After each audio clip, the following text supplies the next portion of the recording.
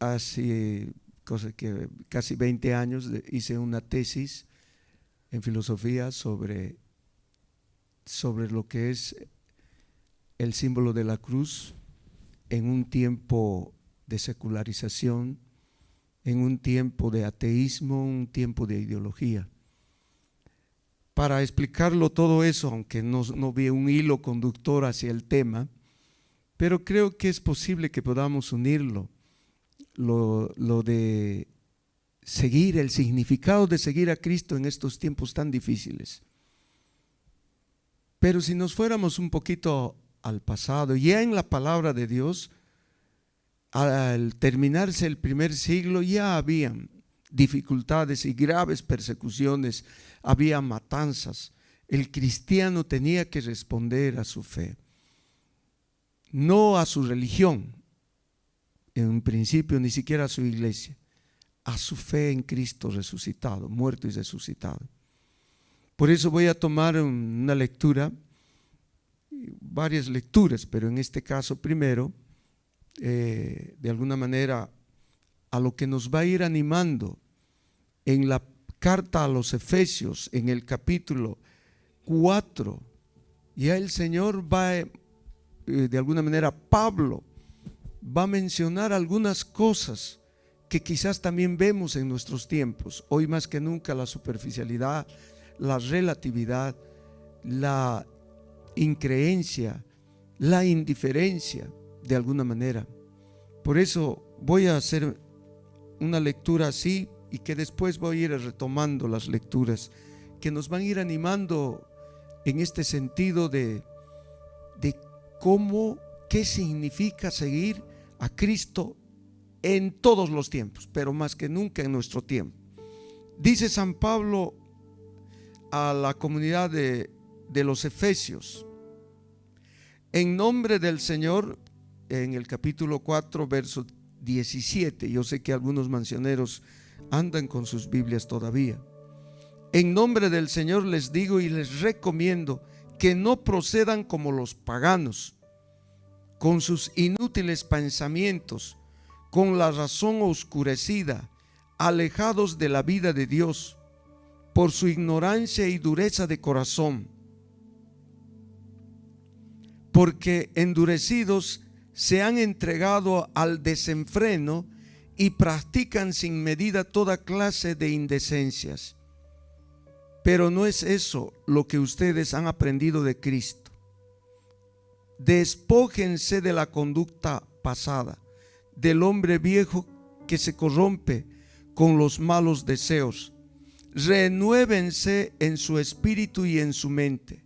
Revístanse del hombre nuevo creado a imagen de Dios con justicia y santidad auténticas. Eliminen la mentira. Dice también un poquito más abajo: si se enojan, no pequen, que la puesta del sol no los sorprenda en su enojo, dando así ocasión al demonio. No salga de sus bocas ninguna palabra ofensiva, sino solo palabras buenas que ayuden a crecer a quien lo necesita y agraden a quien lo escucha. No entristezcan al Espíritu de Dios, que los marcó con su sello para el día del rescate. Eviten toda amargura, pasión, enojo, gritos, insultos y cualquier tipo de maldad. Sean amables y compasivos unos con otros, perdonándose unos a otros como Dios los ha perdonado. Palabra de Dios. Te alabamos, Señor, es la respuesta. Muy bien. ¿Por qué primero he puesto esta parte de la carta a los Efesios? Porque ya habían problemas en las comunidades. Problemas con los paganos, con los judíos, pero después también problemas entre cristianos. Para responder a la pregunta ¿cómo debo seguir? ¿Qué sentido darle a este seguimiento en estos tiempos modernos y posmodernos? ¿Cómo debo ¿Cómo debo ser yo el cristiano actual? Pero también debemos mencionar que en todos los tiempos, mis queridos hermanos, han habido muchas dificultades, han habido muchas situaciones difíciles. La iglesia por 300 años ha sido perseguida, martirizada, sacrificada. Después, con el pacto con Roma, la iglesia se hizo imperial. La iglesia hizo como un pacto con lo social. Pero eso no quitó de alguna manera la crecida y el avance de la iglesia a lo largo de la historia. Vinieron problemas, muchas dificultades. En el siglo XI se separó la iglesia con la iglesia oriental, y de ahí se fueron todavía separando más. En el siglo XVI, en el siglo XV-XVI, la iglesia hizo un cisma de Occidente con Lutero. En el siglo XVI-XVII, la iglesia también pasó a ser de vertical, de clerical. El mundo entero, mejor dicho, pasó a ser laica. Gracias al modernismo, gracias a lo que propusieron los filósofos de ese tiempo, ateos, con Descartes, Locke, Hume y tantos otros, y hasta llegar a nuestros tiempos. Toda la promesa del modernismo, la promesa de no más Dios, de no más dogmas, no más autoridades, que hay que asumir el ser humano es el centro ahora. El humanismo va a florecer, la diosa razón. ¿A qué llevó? A 2 guerras mundiales, a 2 guerras donde la humanidad encontró verdaderamente que podemos ser crueles. Los totalitarismos, los fascismos nos llevaron a la chorrera de sangre, y a partir de eso, como no se cumplió todo ese humanismo de que el ser humano puede ser autónomo, puede llegar a ser casi Dios en la tierra, surgió otra corriente cultural, la posmodernidad, ya no creyendo en los dogmas, en los conceptos emitidos por el modernismo, sino ahora en la subjetividad, en el relativismo. Más todavía, aumentándolo, corrientes esotéricas como New Age. Prácticamente la iglesia ahora vive en un mundo superficial, relativo, en un mundo donde hasta nosotros los cristianos nos hemos hecho relativos, nos hemos hecho muy laxos, nos hemos hecho muy líquidos, nos hemos fraguado demasiado, donde ya no hay muchos valores sólidos, ya no hay, digamos, esos valores que en el medioevo se proliferaba y se predicaba en ese tiempo.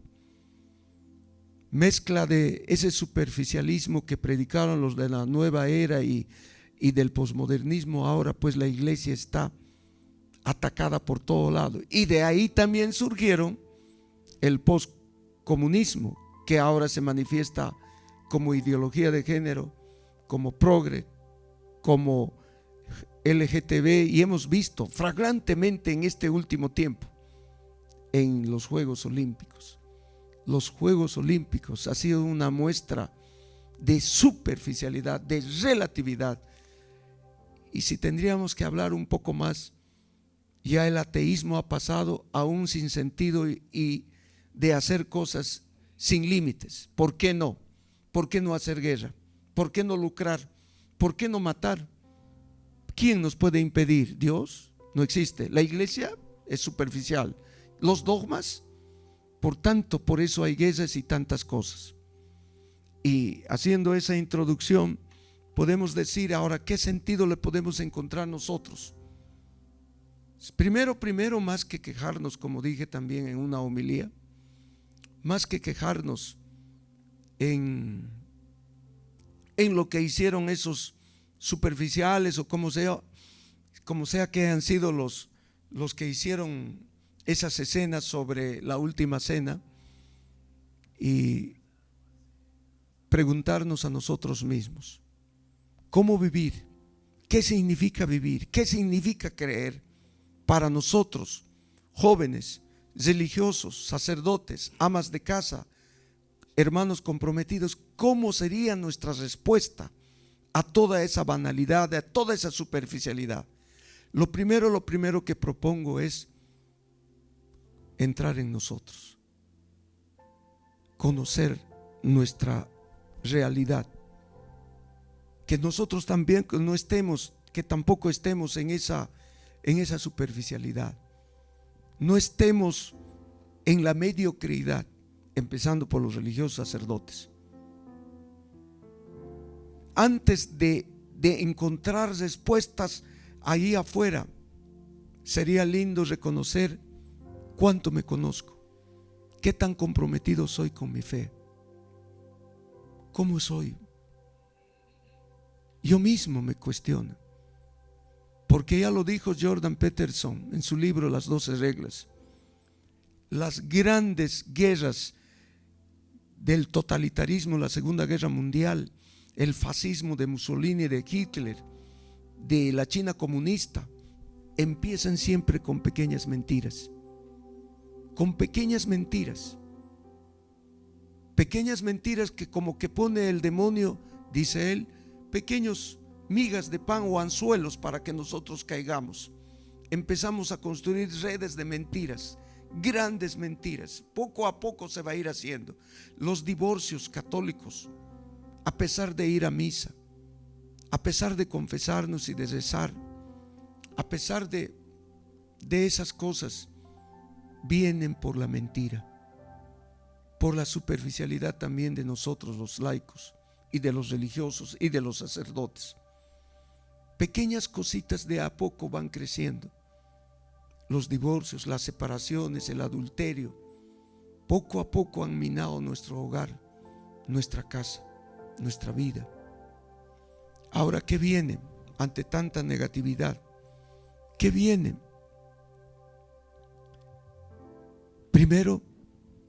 Segundo sería, primero era reconocernos.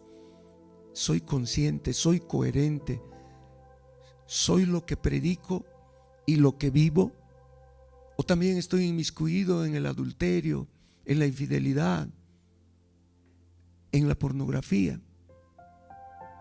o por el contrario, hago el esfuerzo de vivir en la fidelidad. Yo no soy quien para juzgar, yo también estoy metido en el baile, como cualquier cristiano.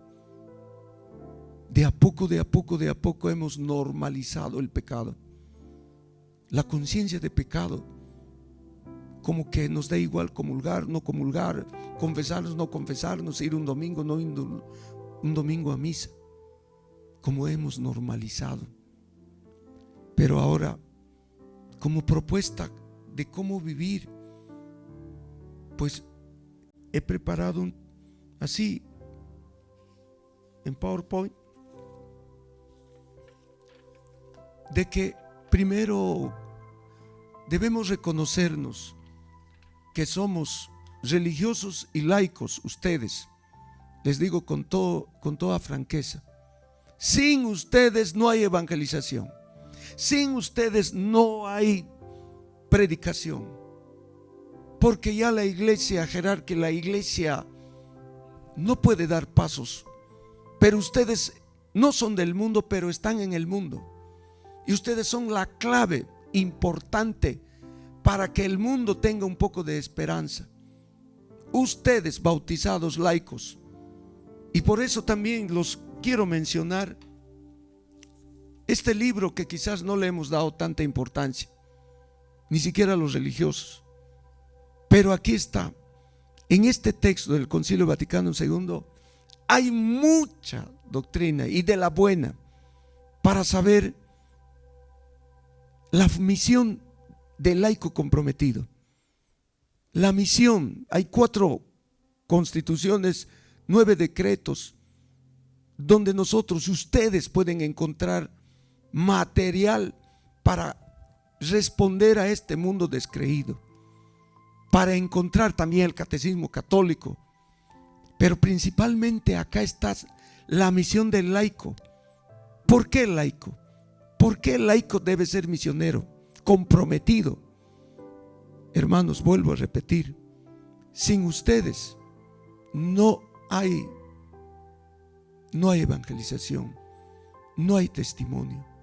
Sin ustedes no es posible. Por eso ya los papas, especialmente Pablo VI, Juan Pablo II, Benedicto XVI y también nuestro Papa Francisco han hablado de la importancia del laico. Porque el laico, ustedes participan de la triple dimensión de Cristo, que es sacerdote, profeta y rey. Y por eso, mis hermanos, pues ya en 1 Corintios 12, verso 13, se había dicho que todos nosotros hemos recibido un mismo espíritu en el bautismo, a fin de formar un solo cuerpo, y todos hemos bebido también del mismo espíritu. Todos los cristianos, sin distinción de categorías, según San Pablo, según la palabra de Dios, formamos un solo cuerpo, es decir, somos la iglesia, porque todos hemos recibido el bautismo. Por eso, por el bautismo, usted, mi querido hermano, también participa del bautismo de Cristo. La iglesia, por tanto, según la voluntad de Dios, es comunión. La iglesia es una comunidad de iguales. No porque yo sea padrecito tengo más autoridad que usted. Nada que ver. Ya lo dice Lumen Gentium 31. Los laicos realizan según su condición la misión de todo el pueblo cristiano en la iglesia y en el mundo. El laico es sacerdote, profeta y rey. Primera Pedro 2, 4. El cristiano en el bautismo es constituido por gracia del Padre, signo de Cristo, en el tiempo y en el lugar en que es llamado a la existencia. El cristiano es signo de Cristo porque ha sido significado con la triple realidad de Cristo: sacerdote, profeta y rey, y que Él realizó en su vida sacerdotal, profética y real. Por tanto, mis hermanos, para no extenderme mucho en esto, animarles a ustedes. Sin ustedes no hay doctrina, una doctrina sana, desde los apóstoles, desde los concilios, desde la tradición, no la falsa doctrina que predican los pastores evangélicos, no la falsa doctrina que predican los youtubers que ni siquiera saben y están desde la tradición, los padres de la iglesia, los concilios, los papas, las encíclicas. Usted, por esa triple dimensión de Cristo, usted está comprometido a anunciar el evangelio.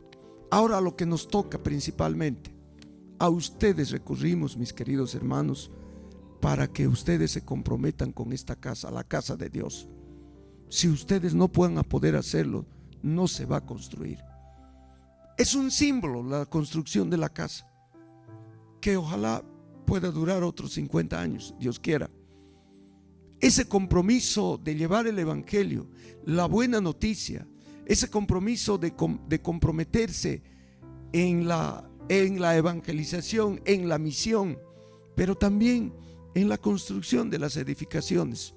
Ahí puedo encontrar de alguna manera pues el nexo de este sentido que podemos darle a nuestra vocación. Como decía una viejita, a mí me encantó una vez, y con esto para salirnos un poco de lo teórico, cuando se acercó una señora a darme su ofrendita para la iglesia de Saipina, campesinita, que ella vivía de su ganadito, de su chaquito, por decir, ¿no? Y ella se acercó, creo que me dio 300 pesos no me acuerdo bien, yo me escandalicé porque es viejita y dije, no debe tener ni para comer. Y ella me dijo, mamita, yo le dije primero, no, déjelo nomás. A ver, padre, me dice, ¿está pidiendo dinero para construir la iglesia? Sí. ¿Acaso no es mi iglesia? Sí, hermana, es su iglesia. Por tanto, yo también puedo aportar. Es mi iglesia y yo tengo que aportar porque yo también soy iglesia. Casi me hizo llorar la viejita con su aporte. Hay gente de su humildad sabe dar más porque se sienten parte, se identifican con la iglesia, se identifican con las obras, con las actividades. Pues para no aburrirles, un cantito. Olivia, canta.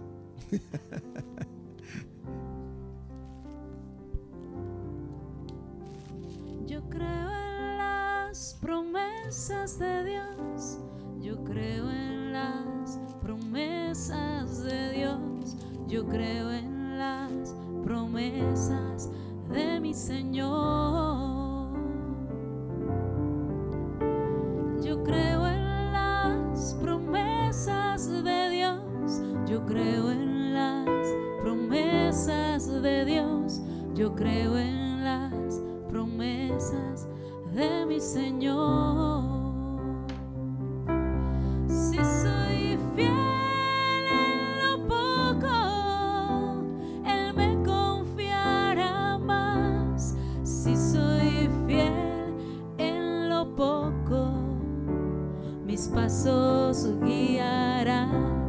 Si soy fiel en lo poco, Él me confiará más. Si soy fiel en lo poco, mis pasos guiará.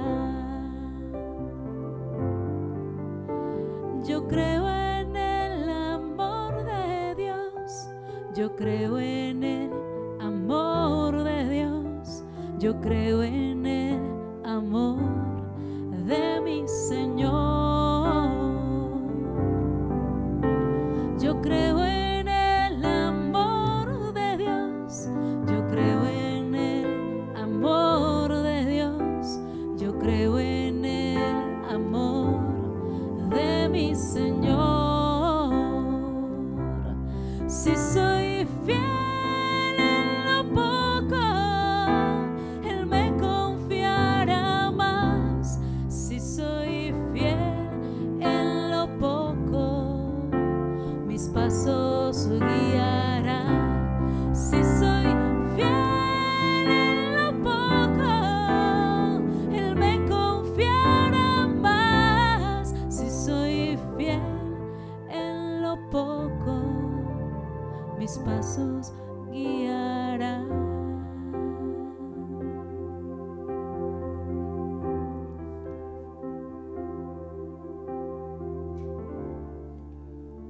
Sí, mis hermanos, qué hermosa canción. La fidelidad implica en lo poco y en lo mucho, en lo que pueda. Alguna vez alguien dijo, me da vergüenza pedir. No, yo ya soy sin vergüenza. No tengo pena pedir, Olivia, porque no es para mí, es para el bien común, es para el bien de la mansión. Ya no tengo vergüenza, porque es algo bueno que se está haciendo, no es algo.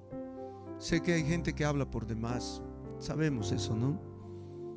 Pero para terminar me gustaría mencionar 3 puntos, porque cuando sintetizamos la gente puede comprender un poco más.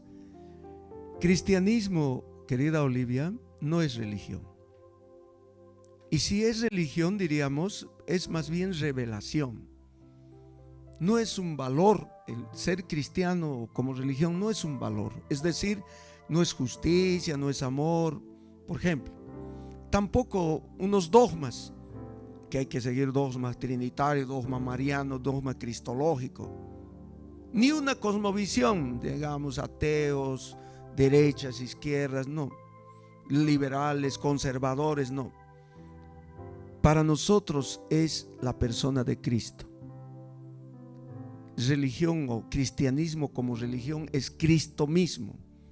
Y después de Él podemos charlar en todo lo demás, teológico, filosófico, de revelación, todo lo que tuvieras. Religión para nosotros, ante todo, es la persona de Cristo. Sin eso es lo que quieren las ideologías. Incluso dentro de la Iglesia Católica quieren una iglesia sin Cristo. Sacramentales, de cumplir, de misa, sin compromiso cristiano, sin ese compromiso eucarístico. Por eso propongo 3 puntos. Primero la doctrinal, luego la moral, que no es moralismo, o la ética, y luego la litúrgica. A partir de lo que hemos dicho hace ratito, que religión, cristianismo no es religión, etcétera, es la persona de Cristo. Entonces, en la parte de la doctrina, el mismo San Pablo ya había mencionado un poco a Timoteo, que le dice que proclame la palabra.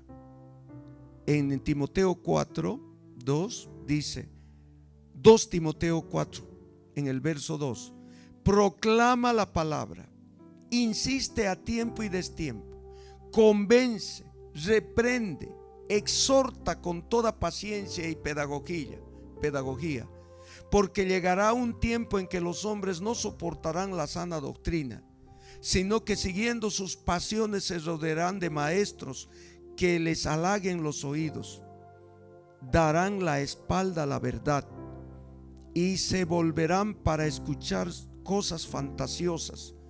Tú vigila continuamente, aguanta las pruebas, realiza la tarea de anunciar la buena noticia, cumple tu ministerio. Esto va para todos nosotros, religiosos laicos.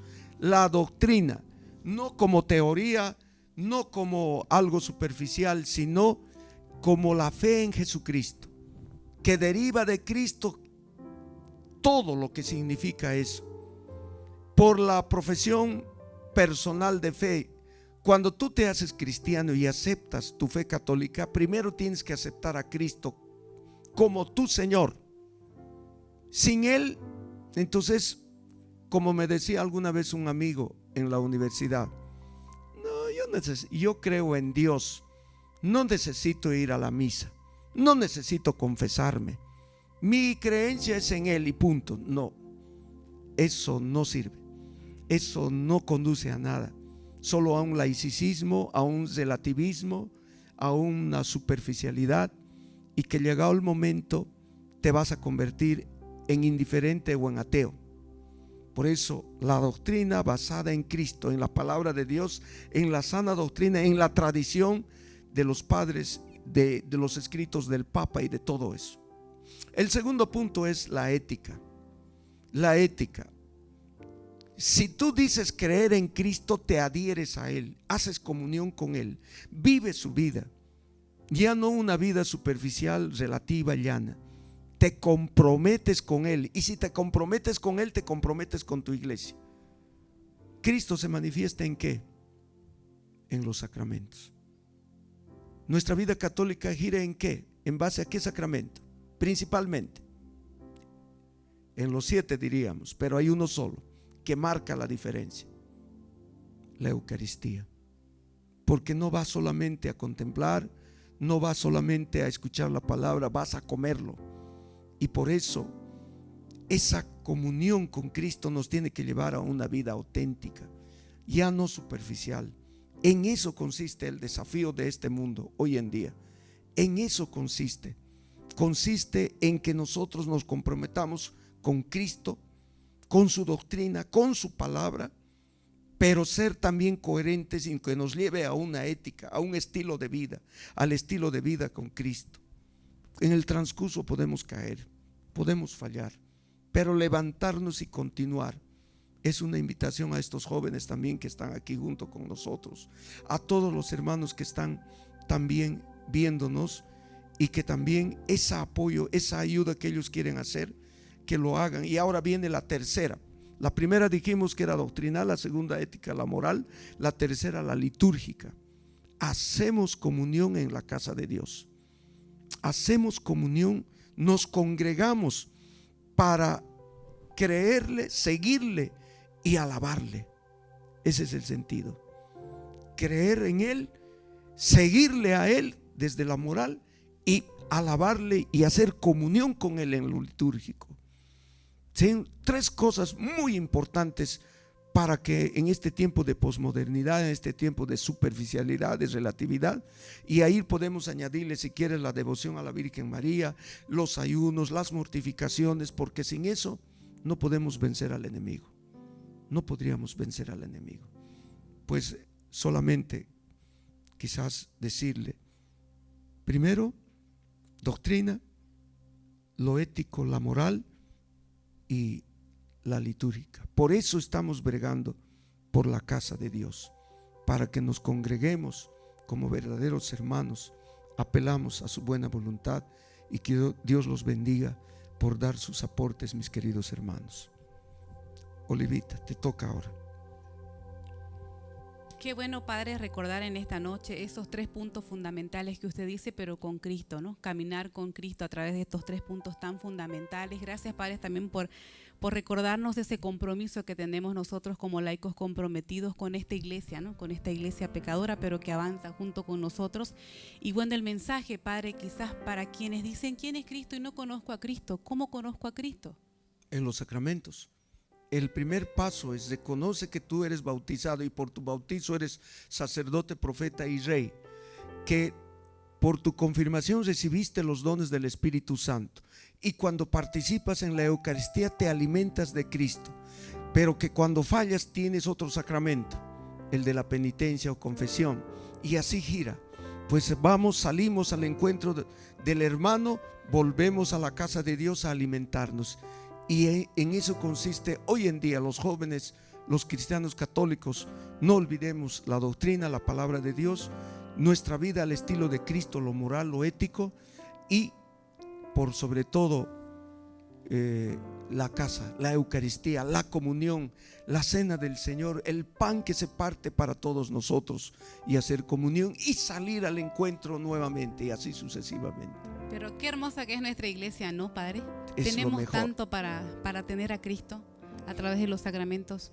Claro, es porque tan rica nuestra iglesia. Si te das cuenta, querida Olivia y jóvenes, si se dan cuenta, solo en la iglesia católica se comparte la palabra y Cristo se hace comida. Y eso me lo recalcó un ex pastor evangélico que dijo: en lo evangélico se centra la palabra, está bien, y el misterio de la Eucaristía, el verdadero culto. Es bella nuestra iglesia católica, y por eso, queridos hermanos, apelamos a ustedes, a su buena voluntad. Espero